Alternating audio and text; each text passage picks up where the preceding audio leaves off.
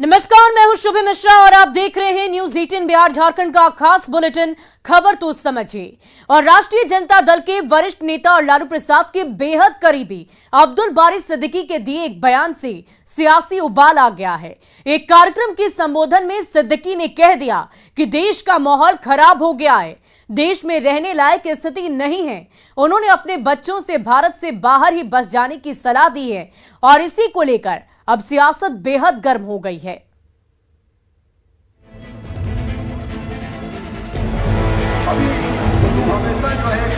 बिहार की सियासत का बड़ा चेहरा लालू के बेहद करीबी और राजद के वरिष्ठ नेता अब्दुल बारी सिद्दीकी।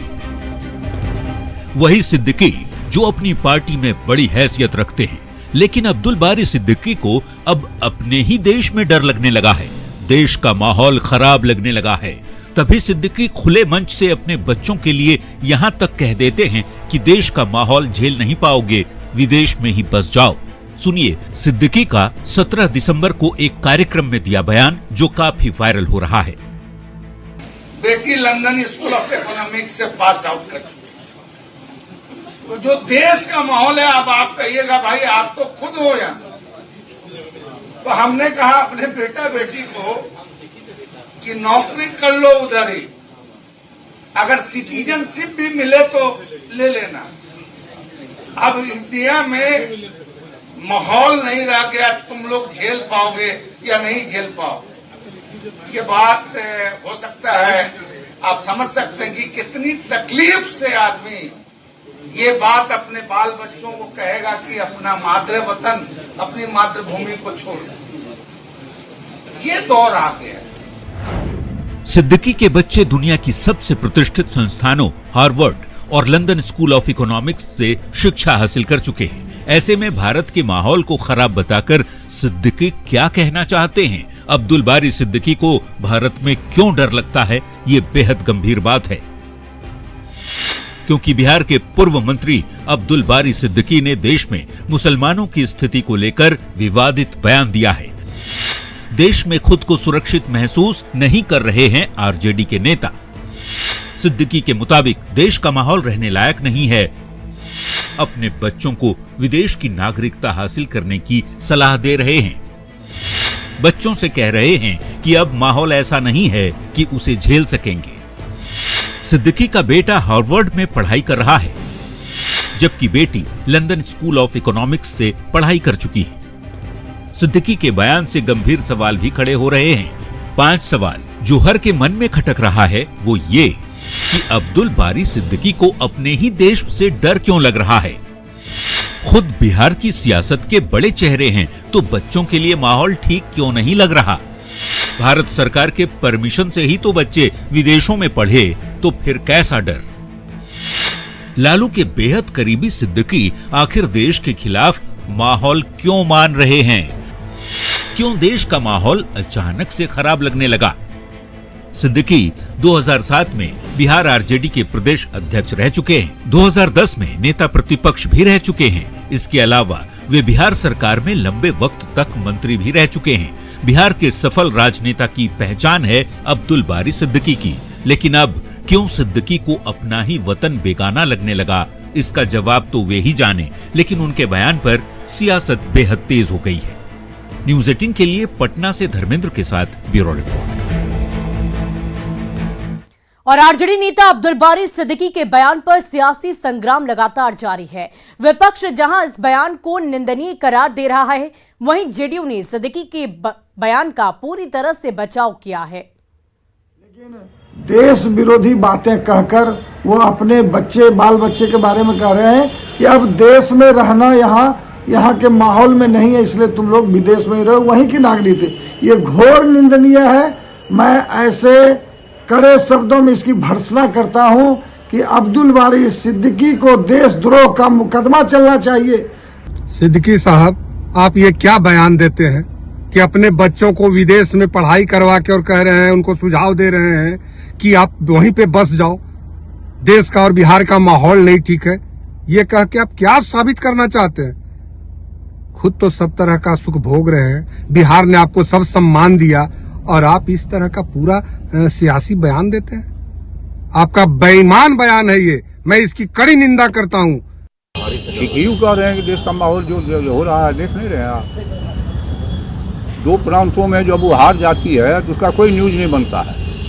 हिमाचल में उनकी सरकार थी ना, वह दिल्ली में भी तो नगर निगम में था, वो दोनों जगह हारी, वो न्यूज़ नहीं मिला। लेकिन गुजरात छपता रहा 7 दिन 8 दिन तक। गुजरात, अरे गुजरात में तो पहले भी आपकी सरकार थी।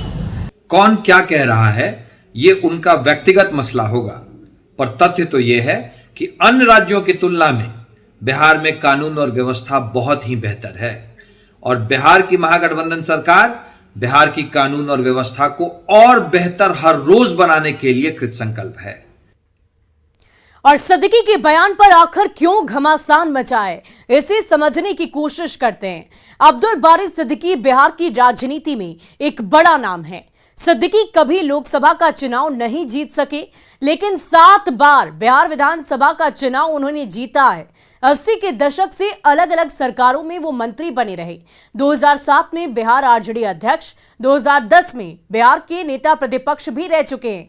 और समझने वाली बात तो ये भी है कि जेपी के सबसे करीबी शिष्य के तौर पर वो जाने जाते थे। 1977 में जनता पार्टी के टिकट पर पहली बार चुनाव भी लड़ा और जीता भी। पहला विधानसभा चुनाव जीतने के बाद सिद्दीकी को मंत्री बनाया गया। कर्पूरी ठाकुर की सरकार में संसदीय कार्य मंत्री की जिम्मेदारी भी सौंपी गई और साल 2015 की महागठबंधन सरकार में सिद्दीकी को बिहार का वित्त मंत्री बनाया गया था। अब यदि सिद्दीकी के बयान पर सियासत तेज है तो इसकी वजह भी है। अब्दुल बारी सिद्दीकी को सियासत में बहुत इज्जत मिली है और बिहार में रहते भर में ये इज्जत उन्हें दी गई है। देश भर में शोहरत भी उनके पद और सियासत की वजह से ही उन्हें मिली है। बच्चों की पढ़ाई इसी देश में हुई और अब विदेश में बच्चे पढ़ाई कर रहे हैं। ऐसे में क्यों सिद्दीकी कह रहे हैं कि देश का माहौल खराब है? सिद्दीकी क्यों ऐसा कह रहे हैं कि देश रहने लायक नहीं है? ये सोचने वाली बात है, क्योंकि जिस देश में उन्हें पूरी तरह से इज्जत दी गई, अलग अलग पदों पर वो अपने हक को जमाए रखे, और लेकिन बावजूद इसके इस तरह का बयान सामने आना एक सोचने वाली बात तो जरूर पैदा करता है। और चलिए बढ़ते हैं आगे। छपरा में जहरीली शराब कांड के बावजूद शराब बनाने का धंधा बदस्तूर जारी है, जो छपरा तक ही सीमित नहीं है। उत्पाद विभाग की टीम ने छपरा और नवादा में छपरा की भट्टियों को ध्वस्त कर दिया है, जबकि मुजफ्फरपुर में पुलिस ने शराब की खेप बरामद की है।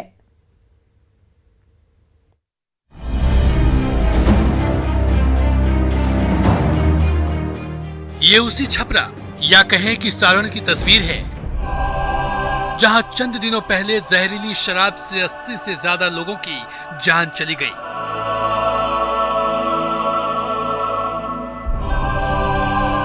80 से ज्यादा हुई मौतों पर देश भर में हंगामा हुआ। शराबबंदी पर तीखे सवाल उठे, लेकिन ये गंदा धंधा अब भी जारी है। खुद देख लीजिए दियारा इलाके की तस्वीर। ऐसा लग रहा है जैसे शराब का दरिया बह रहा हो। रिविलगंज के दिलिया रहीमपुर इलाके में उत्पाद विभाग ऑपरेशन क्लीन चलाया। इस पूरे अभियान के दौरान न्यूज 18 की टीम भी उस जगह पर मौजूद रही, जहां अवैध शराब की मिनी फैक्ट्री चल रही थी। तमाम जो गड्ढे हैं ये एक तरह से एक फैक्ट्री है, मिनी फैक्ट्री से हम कह सकते हैं। जो सामान है उसमें देखिए शराब बनाने का जो सामान है आप देख सकते हैं कि इसके अंदर में रखा हुआ है। ये जो शराब है पूरी तरह से अभी बनी नहीं है, लेकिन जब ये बन जाएगी इसे लेकर के उन भट्टियों में डाला जाएगा। दियारा के इस इलाके में पहुंचना किसी के लिए आसान नहीं है, लेकिन शराब माफिया यहाँ पर धड़ल्ले से देशी शराब का धंधा चलाते हैं।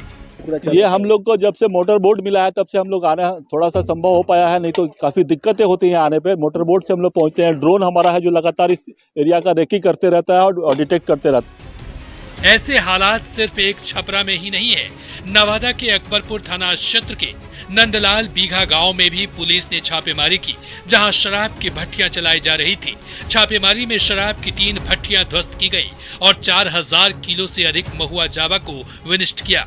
मुजफ्फरपुर कांटी थाना इलाके से भी शराब की बड़ी खेप बरामद की गई। साथ में एक महिला और 2 शराब तस्कर गिरफ्तार हुए। कांटी थाना द्वारा लगभग 128 से 30 लीटर शराब रिकवरी के साथ 2 अभियुक्तों को गिरफ्तार किया गया है और आगे की कार्रवाई की जा रही है। ऐसी शराबबंदी का क्या फायदा, जब ना तो बिहार में शराब का धंधा बंद हो रहा और ना ही शराब से मौतों का सिलसिला थम रहा। न्यूज 18 के लिए छपरा से संतोष, नवादा से अनिल विशाल और मुजफ्फरपुर से प्रियांक सौरभ की रिपोर्ट। और शराब कांड के बीच ताबड़तोड़ एक्शन को समझिए। बिहार में शराब कांड के बाद प्रशासन बिल्कुल सतर्क हो गया है। पुलिस प्रशासन को सख्त से सख्त निर्देश दिए गए। नए डीजीपी ने पुलिस अधिकारियों को मंत्र भी दिया है। अपराधियों को दौड़ाने तक की बात कही गई है और ऐसे में शराब के धंधेबाजों तक पुलिस अब पहुंच रही है। समझने वाली बात तो यह भी है कि शराबबंदी कानून के रहते शराब की बिक्री हो रही है। अब भी रोज शराब की बड़ी बड़ी खेप पकड़ी जा रही है। सैकड़ों हजारों लीटर अवैध शराब को नष्ट किया जा रहा है और ऐसे में सवाल की शराब की सप्लाई जारी रहने पर अब भी उठ रहे हैं, क्योंकि बार बार इस तरह की तस्वीर सामने आती है और पुलिस के साथ ही उत्पाद विभाग की टीम लगातार अलग अलग जगहों पर छापेमारी कर रही है ताकि पूर्णतः जमीनी स्तर पर शराबबंदी कानून को लागू कराया जा सके और ये कोशिश लगातार जारी है। और बिहार के चर्चित सृजन घोटाले में कार्रवाई तेज कर दी गई है। घोटाले की किंगपिन स्वर्गीय मनोरमा देवी के बेटे और बहू की संपत्तियों पर कोर्ट की नोटिस जारी होने के बाद नोटिस चिपकाया जा रहा है। आज ही कोर्ट में दोनों को हाजिर होना था, लेकिन अदालत में पेश नहीं होने पर आरोपियों के मकानों पर नोटिस चस्पा कर दिया गया है।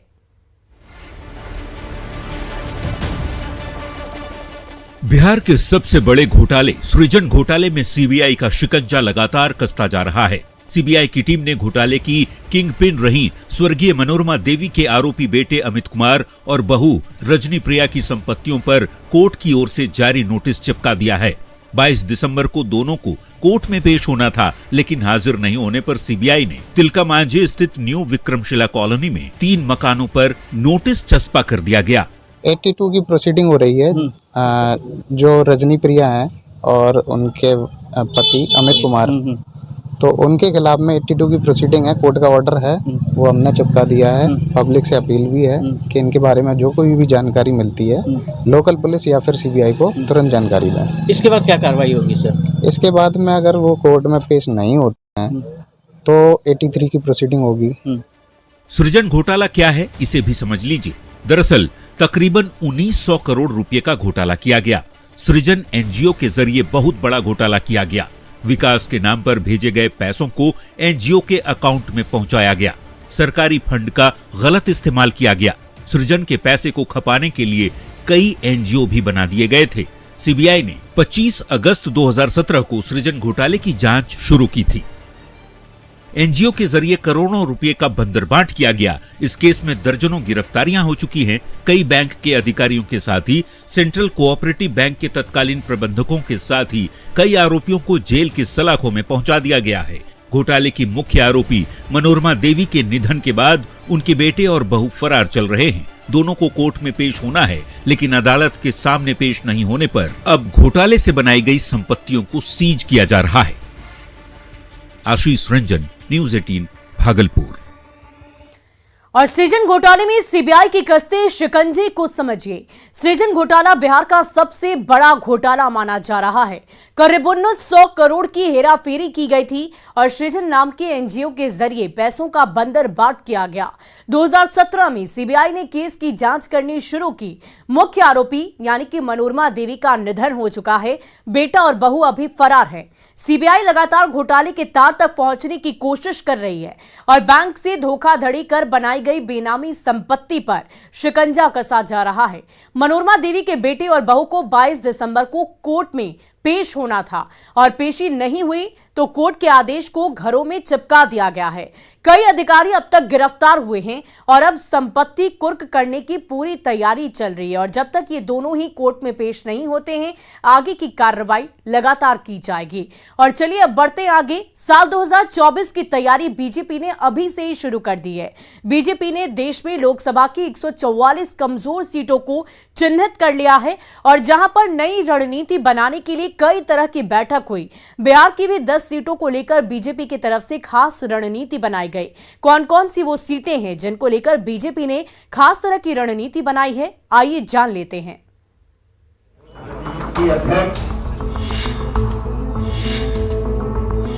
2019 के लोकसभा चुनाव में बीजेपी का प्रदर्शन अब तक का सबसे धमाकेदार प्रदर्शन रहा था। बीजेपी ने अकेले 303 सीटें जीती थी और सहयोगियों के साथ मिलकर 353 सीटों पर कब्जा कर लिया था।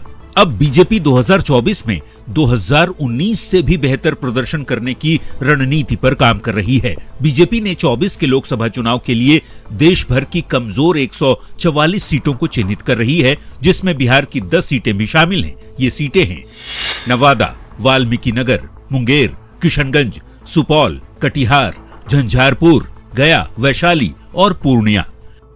इन 10 सीटों में सीमांचल की भी सीटें शामिल हैं। बीजेपी इन सीटों को कमजोर सीट मानती है, जिसे लेकर खास रणनीति बनाई गई। बुधवार को बीजेपी के राष्ट्रीय अध्यक्ष जेपी नड्डा ने पटना में विधायकों को खास टिप्स दिए। बीजेपी ने 2019 में जेडीयू और एलजेपी के साथ मिलकर लोकसभा का चुनाव लड़ा था।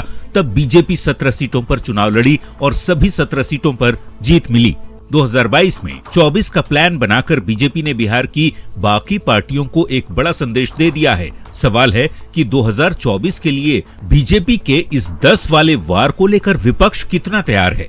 पटना से न्यूज 18 के लिए रवि एस नारायण की रिपोर्ट। और कमजोर सीटों पर बीजेपी की नजर को भी समझ लीजिए। दरअसल बीजेपी साल 2024 के लोकसभा चुनाव को और भी ज्यादा भव्य बनाना चाहती है।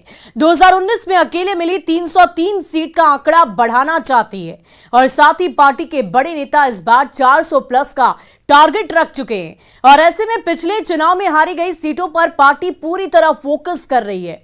देश भर में 144 जबकि बिहार में 10 सीटों पर ध्यान दिया जा रहा है। समझने वाली बात तो यह भी है कि 21 दिसंबर को बीजेपी अध्यक्ष यानी कि जेपी नड्डा ने पटना में विधायकों को टिप्स दिए थे।